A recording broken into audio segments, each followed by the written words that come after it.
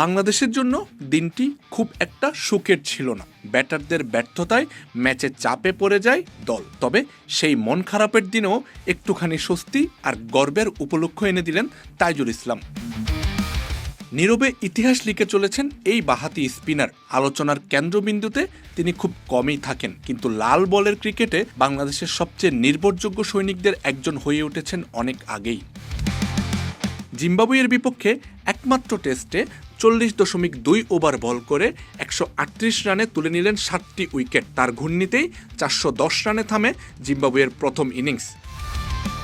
এই 7 উইকেট শুধু বাংলাদেশকে ম্যাচে লড়াইয়ে রাখেনি, এনে দিয়েছে ব্যক্তিগত এক বিশাল মাইল ফলক। টেস্ট ক্যারিয়ারে এটি তাইজুল ইসলামের 19তম 5 উইকেট শিকার।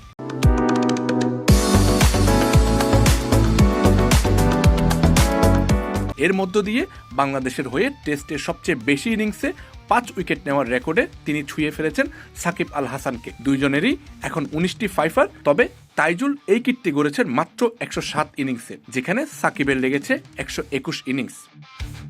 দেশের বাইরেও এখন সবচেয়ে সফল বাংলাদেশি টেস্ট বোলার তাইজুল। বিদেশের মাটিতে এটি তার 6ষ্ঠ 5 উইকেট, যা বাংলাদেশের ইতিহাসে সর্বোচ্চ। পাশাপাশি বাংলাদেশের হয়ে এক ইনিংসে 7 বা তার বেশি উইকেট নেওয়ার কীর্তিও সবচেয়ে বেশি তারই, 3 বার। বাংলাদেশের দিনটা হয়তো ভালো যায়নি, কিন্তু তাইজুল ইসলাম আবারও মনে করিয়ে দিলেন সব প্রতিকূলতার মাঝেও নীরবে ইতিহাস গড়ে যাওয়া মানুষের নামই তাইজুল ইসলাম। তিনি হয়তো সবসময় শিরোনামে থাকেন না, কিন্তু বাংলাদেশের টেস্ট ক্রিকেটে তার অবদান কখনোই উপেক্ষা করার মতো নয়। আমজাদ হোসেন আবির, খেলা 71।